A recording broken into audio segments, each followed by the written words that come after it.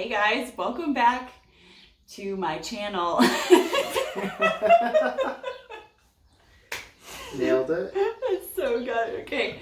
Hi everybody, welcome back. It's Hillary with INFX TV, and today I have Jeffrey with me from Auto Alchemy. You guys probably know him, seen him around my channel. Now you're seeing him in my living room. That's weird. What's weirder is that it's also my living room. Okay. So good. So, it's been a while since I put up a new video, what's new, but I thought it'd be fun, especially because I got a particular request to please come back to the world of YouTube. So, I must satisfy the tribe, so they say in OP terms. I thought it'd be fun to kind of go through and think about the stereotypes for our respective types, so INFP and INTP. And since we know What's my type? What did I say? INTP. I'm sorry, I meant ESFJ and INTP. INFP and ENTP, and kind of just unpack, do we fit our stereotypes? You know, we know each other really well, so we can weigh in on how well the other person matches the stereotypes. Exactly. So we've chosen 4 stereotypes for each of our types. We're just gonna kind of go through and talk about them. So we haven't done so yet, so this is full. Yeah, this is gonna be the real deal in real time. So, the first one about INFPs is that INFPs are crybabies. So I guess I want to know, before I weigh in, I want to know how you relate to that, and then we can get into the nitty-gritty of the reality. Yeah, so I don't know. I sometimes think that I cry a lot, but I cry in my own space. So if I'm out in public, or if it touches me emotionally out around other people, chances are I'm not going to show it. I get weirdly disconnected in the moment like that, and we'll process things later. So, I mean, in that sense, I do feel like sometimes I'm a crybaby, but people just don't see it.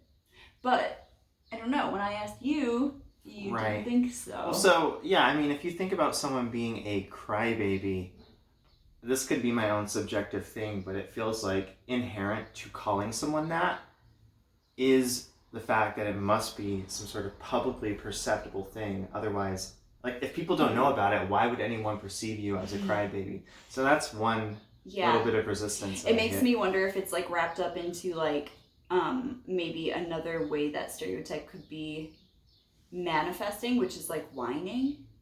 Oh, yeah. I mean, that's fair. And I can whine, but I feel like I do it in such an overly dramatic way that I'm not actually that serious about it, and it's not. I don't do it all the time, but I'll be oh, or I don't know. Be a little removed from it. It's almost like playing a character as a way of expressing an emotional truth.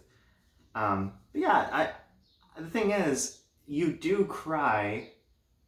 That's true. But it's also part of the full spectrum of human experience for people to get emotional at times and to have moments of sadness, moments of grief. So to me, I'm actually surprised by how little you do cry. And I know, again, like you said, it's a private thing for you, but I mean, but you still know. I'm around a lot. I know when you're crying for the most part. Right. As far as I fucking know. And so it doesn't seem I think that you cry a healthy amount to process things that are really difficult as they come up. But yeah, you don't seem like a crybaby or someone who is so stuck in the processing that you're unable to move through emotions. If you're really anxious or really depressed and going through really tough times, sometimes it can be harder to get out of that, because then people will expect certain things of you, and there's almost a weird comfort in sitting in your depression or something like that, where you can just continue your own little cycle. Yeah, it's even if it's horrible, at least it's a familiar horrible thing. Right. And I feel like that's part of also this crybaby thing, is INFPs get stuck in that and then don't want to move out of it. Yeah, to your point about like having to come out of it and then deal with awkwardness, it's like not only are you having to overcome something like depression or some kind of anxiety, but then yeah, all these other things get stacked onto that. As you rejoin the world, people want to know. It seems like people want to know where you've been, what you've been doing. They generate narratives, and that's just another hurdle. So that makes sense to me why that might be difficult for a young INFP. For ENTP, a stereotype, obviously, argumentable or argumentative. ENTPs are known to be argumentative. I fucking disagree with that. As far as personally relating to that, that's interesting because I don't really feel... It's tough because it's almost like you were saying with your experience, I can see parts of that in the younger iterations of myself, but now I'm in my 30s and I think that I've integrated a lot of the opposite energy. In some ways I sometimes feel that I've like swung a little too far and I need to like course correct, but that's besides the point. That's interesting. Yeah, but looking back on like younger versions of myself, I can think of, oh man, like there were projects in school where we would have to actually engage in pseudo debates, and I feel like I could really be a jerk because of how tenacious I was, or I would just try to like argue like really controversial points, and then I would get really irritated and double down, and it was a whole thing. We had this big debate about the death penalty in one of my classes, and you know, you'd think that I would just be able to like make some points, hear other people's perspectives, and then let it go. And I was like in front of the whole classroom, and I was looking at this one girl, and I was like, "You're just wrong. You're absolutely wrong on this." And it's like so embarrassing looking back. And I think that is one, for me anyway, this is the way that I conceptualize it. It's like that is one benefit of having like a balance of introverted thinking and extroverted feeling, where it's like, oh shit, I went too far, and like I see the other people around me who are like, whoa, this dude is going too far, and that helps me kind of like course correct a little bit. Interesting. So like a little bit of shame goes a long way. No, but that's really cool, the interplay of those. Yeah. When you get too like lost in the TI world of like this matters so much and this truth is like so real, I need to like explain this, and and then having the FE to like check it, I think is interesting. Yeah, and then you also have the sense of, it's like you don't even have to necessarily believe something as an ENTP or a person in general to want to argue against it. Like, I don't even know where I stood with that particular debate, but I was so irritated by like someone else's certainty, and I knew that the certainty was wrong. I didn't know what the actual like best take on the death penalty was. I just knew that going all in that way was wrong, and so I wanted to fight that. And I guess I see, as I've gotten older, maybe like the softened version of being argumentative is still reacting a little bit to that kind of certainty, and instead kind of like gently being like, oh, well, have you looked at it this way? Have you thought about it this way? So I think that's like the ideal way that being argumentative would manifest in my life now. Do you think you want to feel certain about something? Oh yeah, definitely. I think that that's like a weird paradox about being an ENTP. And it could apply to other types, I don't know, but for me it's like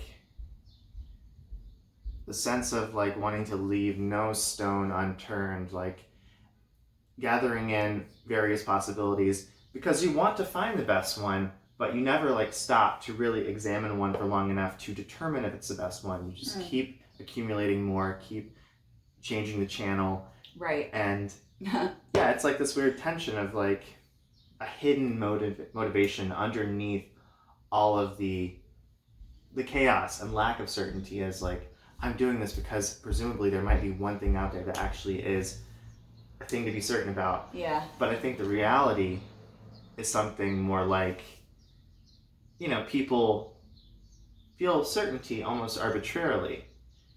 People find their ritual, their tradition, their whatever, and they latch onto it.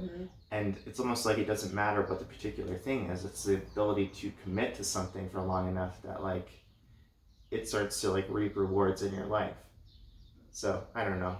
I feel a tug towards certainty. Yeah. For those benefits. Yeah.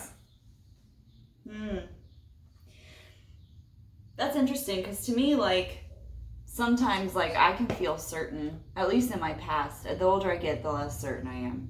But in my past, I was very, very set on certain things. And I mean, I remember, and you know this, but for you guys who don't know, in my junior year of high school, we had this like mock election in our government class. And I ran, so I was like the presidential candidate for the Democratic side or whatever. And I ended up winning, actually. You had to like actually make like flyers and brochures and everything and paste it around the school. It was like pretty legit. And do like interviews and make little like weird commercial promotion with your team, right? This was like a team thing that we did, but I was just the face of it. And I guess it's weird for an INFP. That's talking about stereotypes. This is not. This goes against it. Game changer. I know. But what's not weird is that I did feel so strongly on all these kinds of hot topic issues. I felt very, very solid and had no problem standing behind a whole list of like, yes, this, no, this, yes, this, no, this, because this is inhumane and this is whatever, blah, blah, blah. And then even doing the debate, I was very confident in that. I had such a heightened sense of certainty when I was younger. Even if I couldn't fully explain something or the reasoning behind it, I felt certain. But that always changed. Like, I would have people ask me, like, how can you be so certain? How can you know? And I'm like, well, I know now, and I might change. This is just a way that I have to make sense of the world. Like, you always get to change and continue to discover more of, like, the truth. But in a moment, I'm going to make a decision. Right, and there's something beneficial to that. I don't think I've always had an appreciation for, because I don't want to be wrong, I think, and that's ultimately the thing that pushes me away from certainty. It's like, whatever gains you might make from having temporary certainty that allows you to like move through the world, make decisions, whatever you gain from that seems somehow undermined by the fact that you're probably going to be wrong. You'll get something wrong, and I just don't know if that my ego could take it. All that being said, like, do you think that I'm argumentative? Have you seen it? I mean, I don't feel that you're argumentative, but it's, how are we interpreting the word argumentative? I don't know. It makes me wonder that, because I never feel like, it's not that I ever, right, the bad version of this stereotype is like someone says something and the ENTP comes in out of nowhere and it's like, I don't think so. Or it's like, but what about blah, blah, blah. Or such and so said this and this. This theory, blah, blah, blah. So you're wrong or whatever. And you don't do that. Whenever we're like talking, I feel like it's just exploration. There's nothing where I ever feel like you're trying to like prove a point. Well, I don't know, maybe that's because you lack that certainty. Right. And you're also, well, right. So, I mean, ultimately it's a matter of, so it's like, what does it mean? What characteristics do you even have to have in order to be called argumentative? Well, I think there are two different kinds of argumentativeness.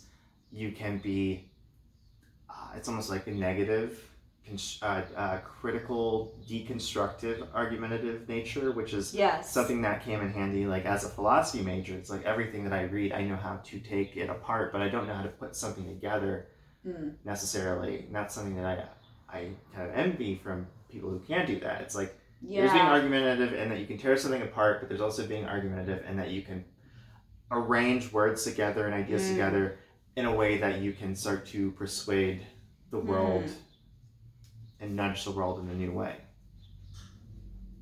Okay. And that's like the certainty that I see. I would strive for. It's like, I don't want to just tear things down. I find that boring ultimately. So basically, to answer this, no, I don't think you're argumentative. Okay. Yeah. Okay, second one for INFPs. You all know INFPs are dreamers. We're dreamy bitches. We're little fairies. We're not grounded in reality. Our heads are in the clouds. Yeah, you're somewhere else in a different reality. Yeah, or totally alien. Yeah. So I literally never understood this. I don't get this about INFPs. I've never felt like a dreamy person or I don't know. I guess I would more identify with the word aloof. Because I can be aloof sometimes. I like to look around me. I like to like look at, if I'm outside, just like looking at trees and appreciating the beauty of the tree, like thinking about the wind or something. That can maybe make me seem a little like, ooh. Yeah. But dreamer, I don't get it. You don't have like crazy ideals or like visions for the future, things that could become realities. I don't know. Yeah. I don't know how to answer that. What do you think about I mean, you knew me just by getting to know me, and now you know me really well. Yeah. Well, I mean, it's funny because one of the first things that you ever said to me. In our video? Yeah, we did a video on my channel way back in the day, like years ago now. 2 years ago? More than two and a half? Yeah, and we were talking about, I don't know exactly what we were talking about, but it was definitely touching on this topic. Mm-hmm. And you said, that you've always felt very grounded in reality. Yeah. And that stood out to me. In one way particularly, because in another way, I often have people who ask me if I'm high. And I'm like, no. So in that way, I must seem not grounded, and I can sometimes feel like I'm in a different reality. Like, and I don't know if that's just anxiety or what that is, but we have a visitor. I would love it for him to be the centerpiece of the video. He's coming. Hi, baby. Baby. That tail. So there's like a weird dichotomy of sometimes I feel like I do slip into like alternate weird realities. But then on the other hand, I do feel very grounded. Yeah. But I don't identify with the dreamer archetype. Right. I don't understand. What is the dreamer doing that you're not doing then? Now I'm thinking, so I want to answer, they're thinking of the ideal world. And I don't picture myself just like daydreaming or thinking in ideals. But what I do is I think of how to optimize situations and experiences. If I'm gonna do something, I like let's say like we're gonna make a meal, and I'm like, ooh, well, we can top it with this extra little thing and like make it just that much better. Oh, okay. Like I want the experience to be like 100%. But you're not.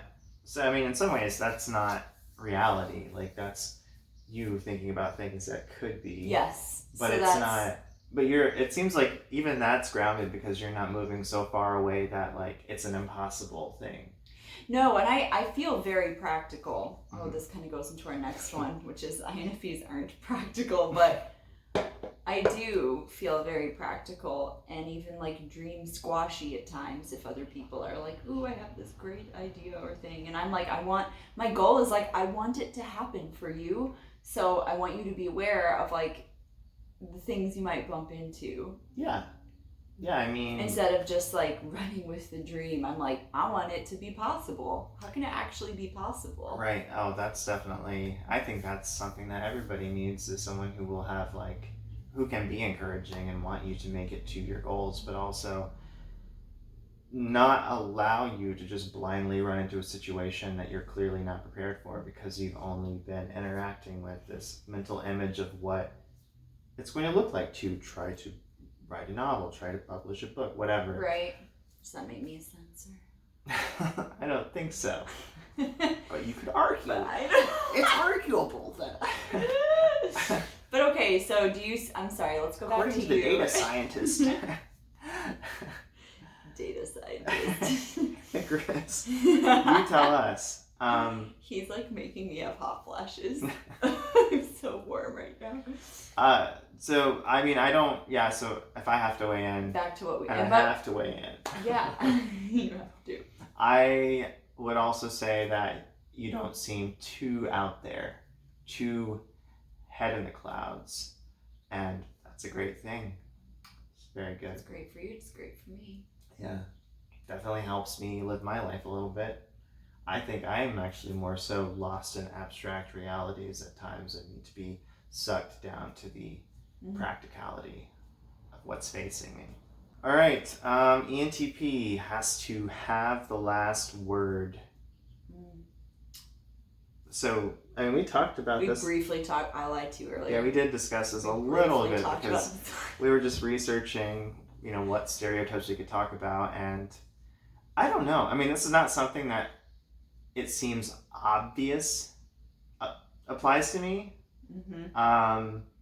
But it does seem like there are situations where I do like to have the last word, and I don't know exactly what that is. I think part of it is intentional because I do sometimes struggle with processing information, and so it can actually be helpful for me to like take everything and try to like tie it up together to make it a little meaningful packet that I can then send into my memory bank. It's like, here's my conclusion. Yeah. And sometimes I think that's annoying. Sentence. Yeah. But I feel like it's necessary at times. That's for you. Yeah, for me. It's not necessarily about like needing a last word against another person. I'm not really playing that game of argumentative tennis or whatever. Right. I play real tennis sometimes, but not that one. And so, I don't know. I mean, do you perceive that in me?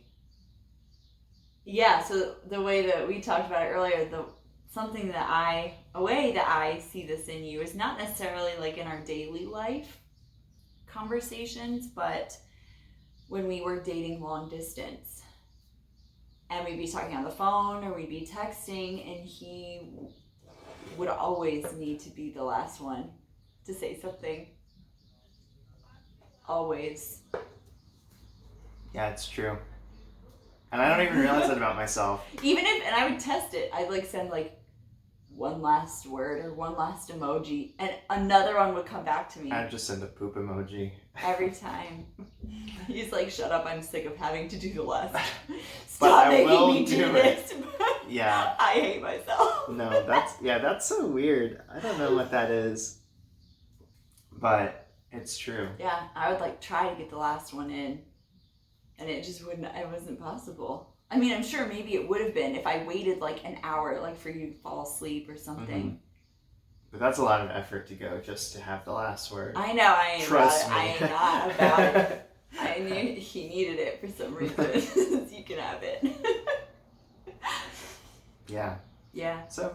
But otherwise, like, no, in discussions or arguments or anything, you're not like that. Yeah. Either that or I don't notice it. Either way, fine by me. Yeah. But whatever. Seems to work out. Yeah. INFPs are not practical. Yeah. We talked about this a little bit when you're talking about whether or not you're a dreamer. Yeah, because I think they kind of are parallel in certain ways, but I feel like super practical. I feel very practical. It bothers me to like have things that don't have a practical, like, what's the word I'm looking for? Usage? Yeah, sure. Purpose? I don't know. Yeah. And it can be a life suck sometimes. Like I was saying with like, it gets in the way of dreaming. Mm-hmm. What about these paintings? We've got paintings. I know. I knew you were going to say that. I was looking at that one above the. What about this? I know, and I thought about that. There's 3 pieces of art right above us. You just can't see them. And there's like 12 pieces of art right across from us. So I do love art. Maybe that's the place where you splurge. Yeah, and give yourself permission to. Yeah. I mean, I might be able to make an argument that art's practical in some way. Okay. But I don't even want to go on the tangents. My brain is now like firing off. but yeah, art. It's weird because the things I probably spend the most money on are food, art, and what else? I don't know. Pre-pandemic, it would have been travel. Yeah. For sure. But yeah, art is like my love. I love it. It's like what I use Instagram for, is to follow artists and see what other people are, creating. Because art allows you to dream. Thing about art. It allows me to access my true nature. Goodbye. Bye. Oh. Yeah, I mean, I see you as a practical person as far as the daily, weekly, monthly things that are required for people to cohabitate. You're definitely on top of the ball.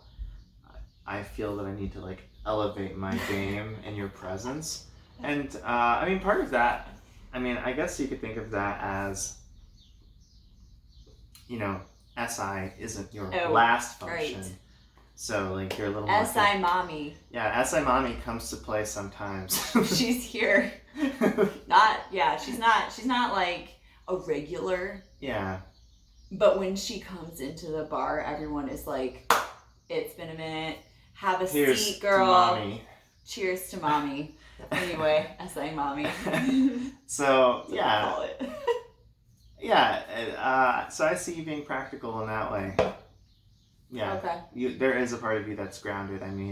Yeah, would you say it's even notion? Well, this gets weird because it's I feel like gender roles come into play as well, where it's usually,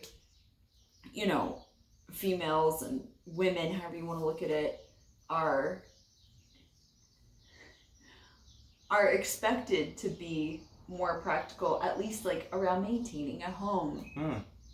Yeah. Things like that. Yeah, I think there's something to that. Knowing when to wash sheets. Yeah. Knowing how to clean a bathtub. It's weird shit like that I was taught as a kid, but a lot of my male friends, not me. They don't. Yeah. They're always how do you do this? How do you iron a shirt? How do you get a stain out? Yeah. I'm how do you not know this? You throw the shirt away, trick question. You climb the corporate ladder, make more money, and buy new shirts. That's what it is. Yeah. That's a masculine energy. Right. So, I think that's probably part of it. But then I have other friends David B, I think, is somebody who's much more, he is attentive to those things. Yeah. Okay. So, I think it's a little bit of both. It's I the do chicken too, and the egg thing. It's hard to know. Yeah, everything, there's multiple aspects for sure. All right, so third one for ENTPs, never finish anything. Correct. And what do you think? I think that's definitely something that's true enough for me. It's hard for me to finish things. I have to make it a goal of finishing things. What does it mean to finish something for you? How do you know when you're done? Because you've stopped working on it, and I guess there are two parts to it. You stop working on it and you put it out into the world. Okay. For feedback or for other people's edification. Okay, so part of that creation is a usage from something or someone else. I think so. At least theoretically. Yeah, it has to be theoretically usable. So, it's always been a goal of mine to be better at this. It's something that I'm perversely proud of whenever I actually pull it off. So, writing, I used to be somebody who would be overly ambitious with writing projects and think I'm going to write this 7-part series and it's going to be great and it'll only be 500,000 words, no big deal. Oh my god. And then it's okay, well, you've never even written a poem or you've never even written a short story. Yeah. And so taking that inability and reverse engineering it and learning to do things bit by bit has been helpful. So I do feel that I'm getting better at finishing things. I have plenty of short stories that I've written. I finished a novel. With my YouTube channel, I have over 100 videos that I've finished, and a lot of them, it's not I'm just shitting out something. I'm trying to edit it, think it through before I do it. So there's resistance within me to finish things because I want to start something new or I find another idea more enticing. Yeah, same thing with books. Yeah. And yeah, so I would say that's part of me for sure, but I'm working against the tension there. Mm-hmm.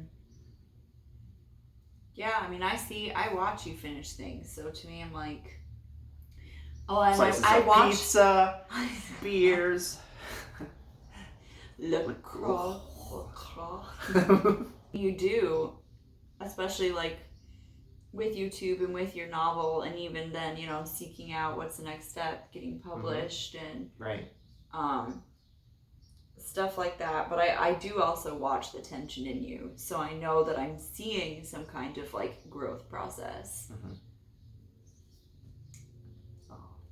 I think it's great. I don't associate you with not. And I watch you finish books too. That's the other thing. It's like you finish books more than I finish books. Yeah, I really prioritize reading, even if it's like 5 minutes here, 10 minutes there. I mean, you do it, and then you just get through stuff. And I'm always like, how do you do that? I don't know. It's like for me, if I read 2-3 minutes, I like forget it. I have to come back to it. I don't know. My memory's crap anyway for reading. Well, so is mine. That's why It's like I'll read a book and it's like, oh, the fuck was the point? I don't know. Someone asked me what book you read. I'm like, I don't even remember the title, dude. Who wrote it beats me. I'm the same way with that. It's so bad. Which is why I underline things a lot. And I know that people say that underlining doesn't really help. Which is why I've made it, or I was trying to make it a habit or a process of like underlining things and then writing my own like 5-page summary of a book. Mm-hmm. So I always have like in my own words my version of it. But then I lost all that whenever my computer crashed, and that's the one thing that still haunts me. I was like, I worked so hard on that to distill down like books into little summaries. I did like 3 or 4 of them. Anyway, that's we don't have to talk about it. Okay, so yeah, never finish anything. Okay, so the last stereotype for INFPs is that they take everything personally, and believe you me, this chick does. Waiting to see reaction to take it personally. This motherfucker just no, it's coming. What if you actually hit me there? Is that a challenge? Is that a personal attack? What are you saying? Yeah, so what do you think? I mean, I'm scared to answer because I don't think I do.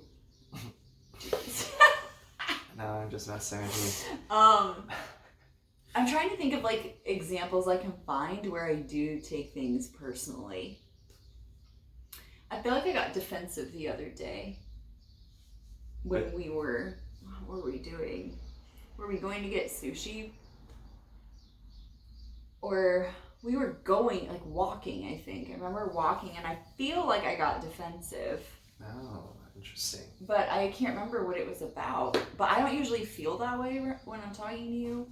But I know this extends beyond just interactions you and I have. But I don't know, I don't feel like I take everything personal. Like, I don't feel like it's a problem. Yeah, definitely not a problem. Just from the outside, that's what I would say. Okay. So it's very rare. I think this kind of ties into being a crybaby in a way. Mm-hmm, like, yeah, I could see that. The people who are taking everything personally are probably also stereotypically going to go out there and cry and, you know, have trouble regulating their emotions. Right. It's weird, like, this is something, well, and I feel like if I were to take everything personally, I would just be a wreck I'd be a wreck all the time. Now I'm like thinking through it because in my job, you guys, it's been like a nightmare at my job, to be honest. And just a lot of changes with the school that I work with, and the students are out of their minds with confusion, frustration, questions, and I don't have enough information to like accurately help them to provide sufficient support to sustain us to help them. Yeah. Right. And so people like yell at me on the phone daily at this point, and it's been happening for like weeks. And I know that it's not at me. Like, I know that I'm an easy target for them to take their angst out on, and constantly my team lead and my manager are like, it's not you, just know. It's like they try to reassure me, and I'm like, I know it's not me. Like, I don't need that right now. I need assistance to like know who to direct them to or something like that. Like, I need some kind of like support like that. Right. I don't need you to reassure me. Yeah. I know I'm doing a good job. Just help me. Just help me. Yeah. Right. Actually help me. Yeah. Solve the problem. Little white flag here. Yeah. Yeah, that's fair. That's a great example because I think most people wouldn't really have the stomach for that.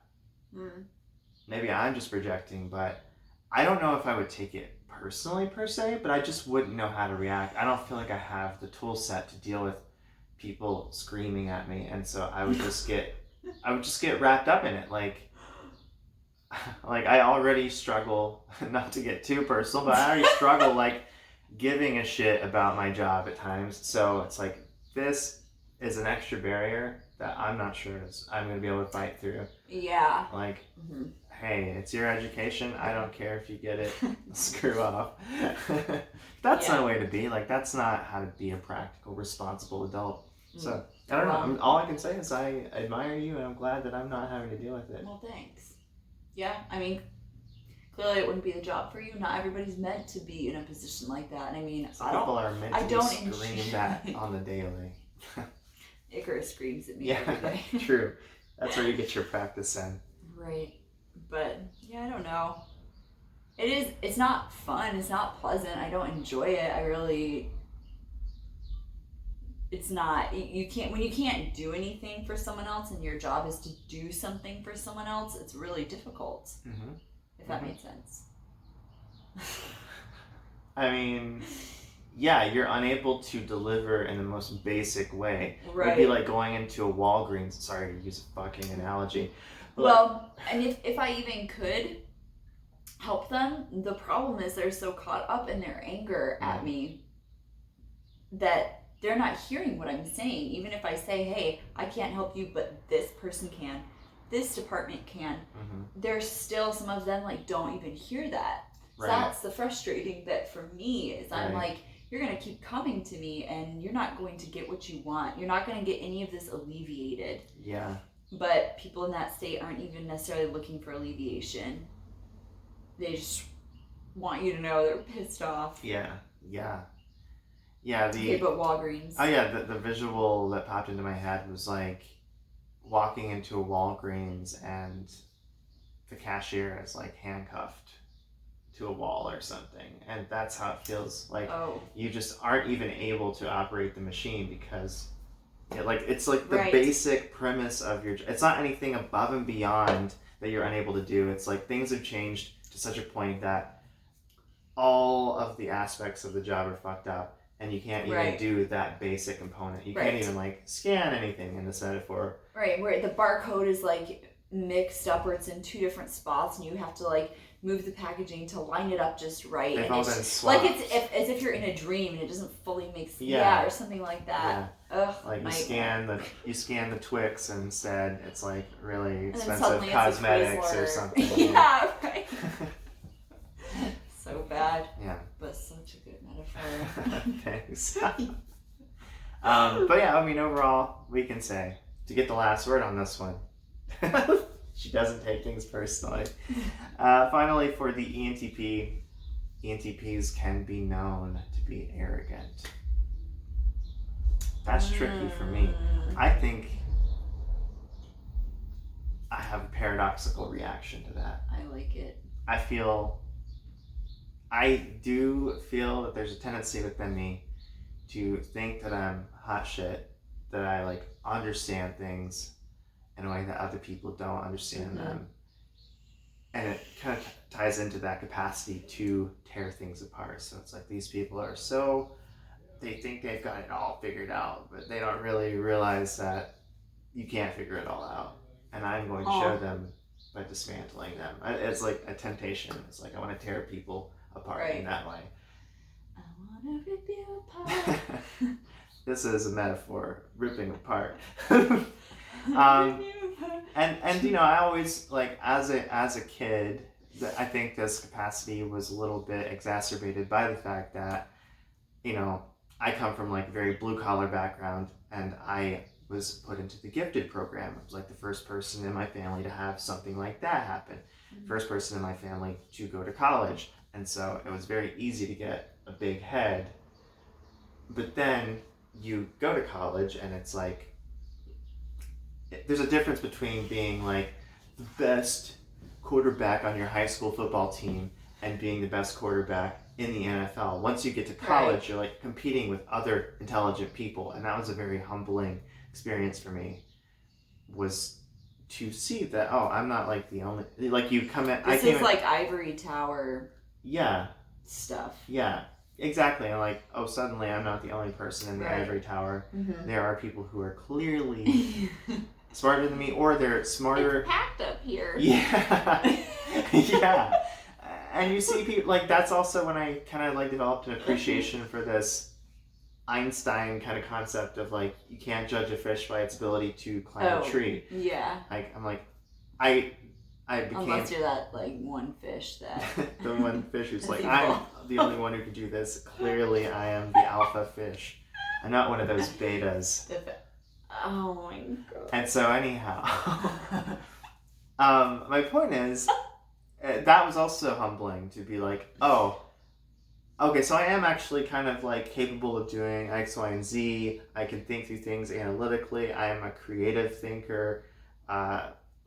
But I'm not somebody who has like a really good memory, and that's also vital for certain disciplines. I'm not somebody who's like very statistically talented, mathematically talented. I'm like so-so. Mm-hmm.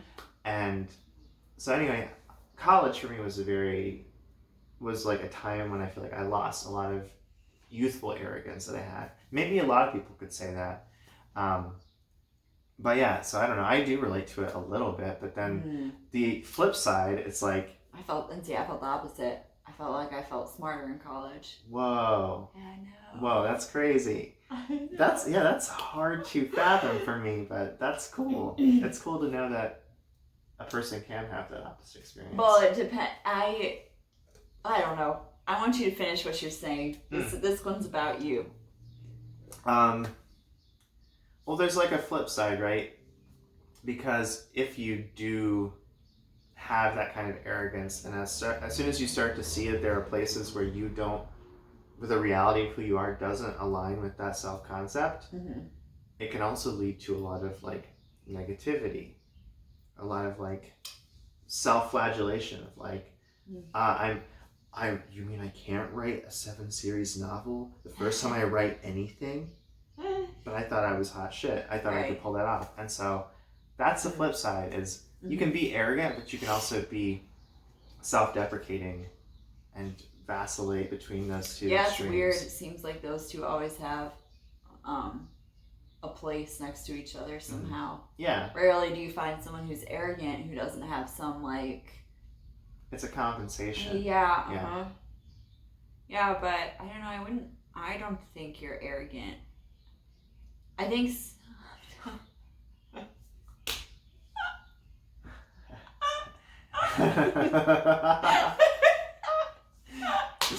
I think sometimes, you can...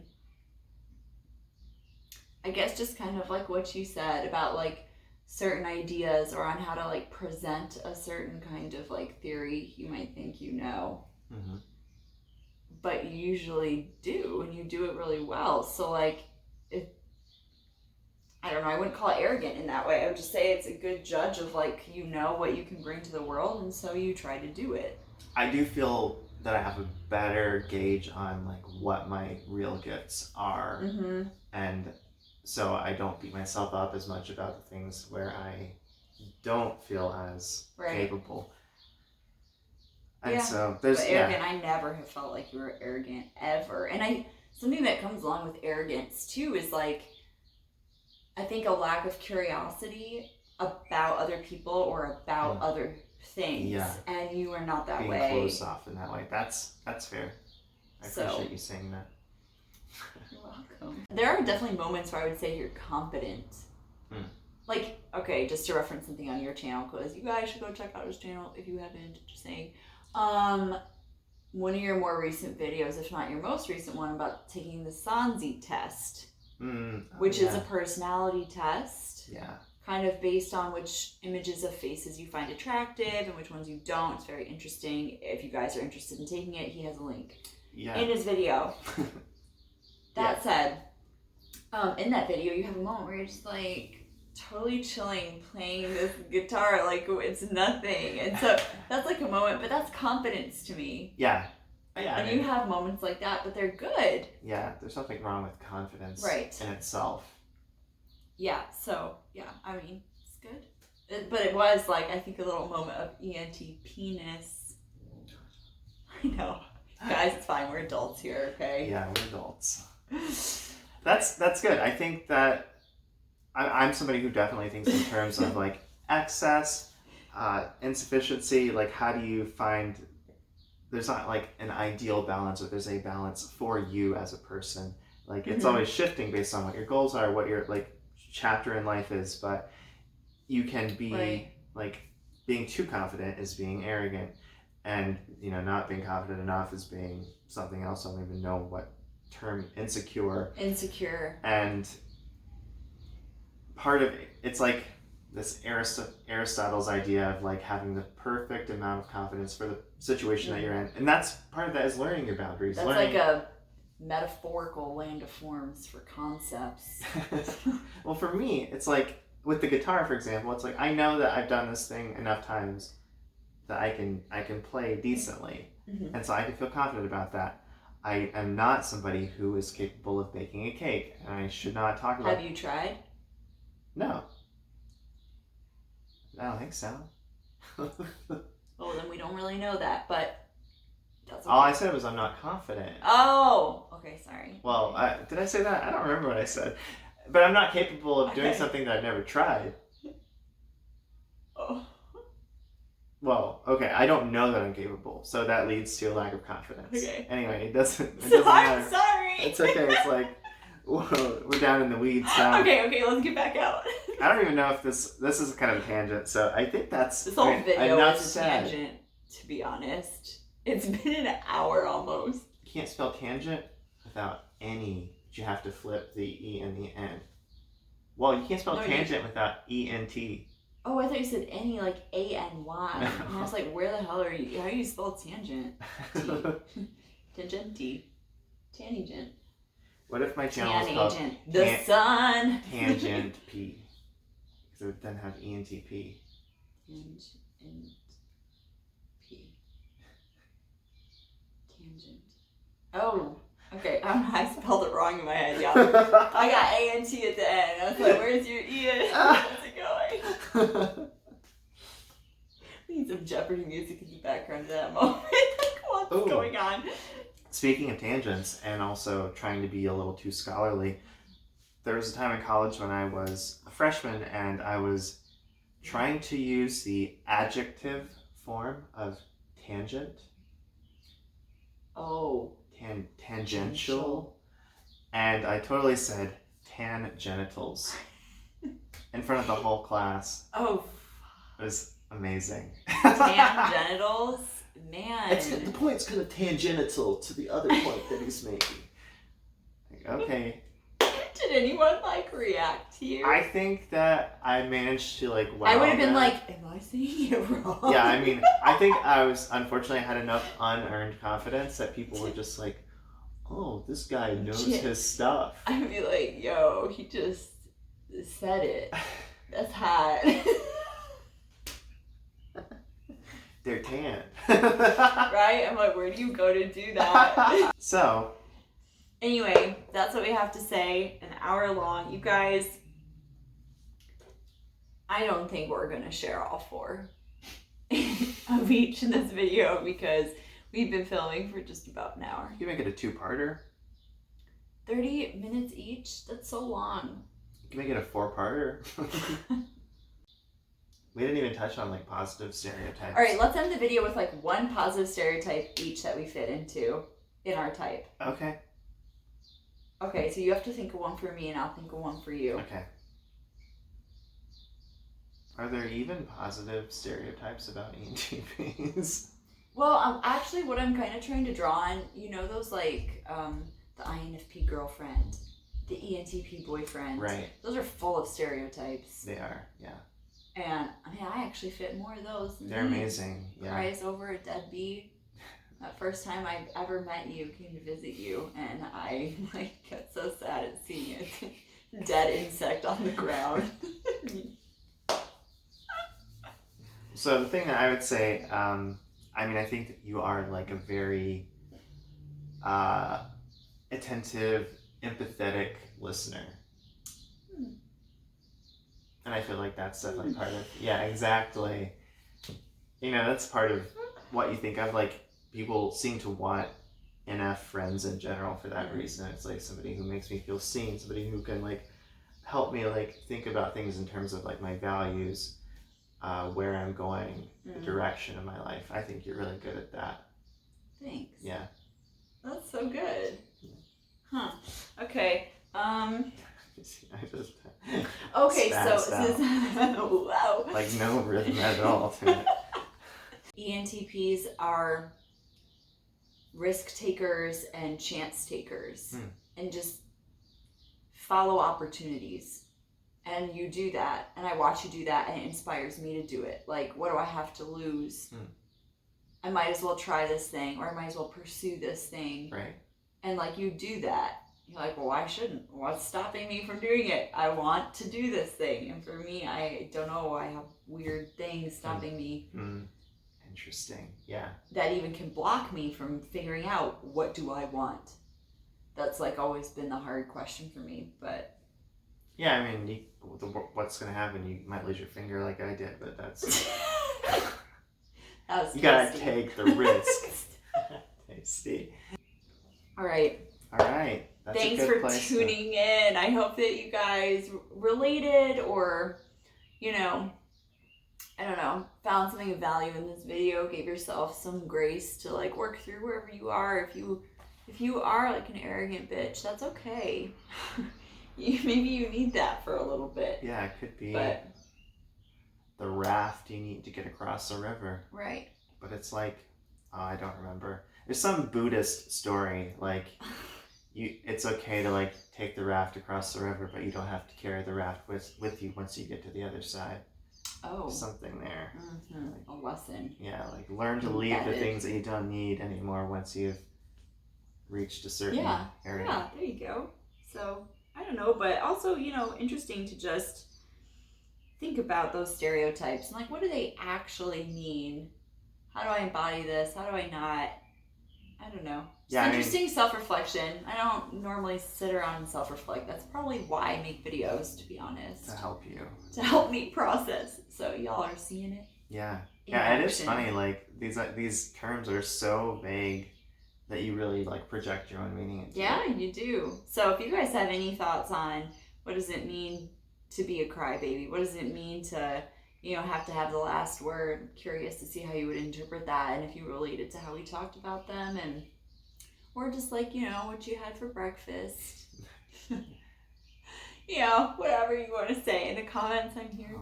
So, okay. I'll also peek at the comments. Yeah, whatever. If you have questions for Jeffrey, lay them down. All right. Thanks, guys. See you later. Bye. Bye.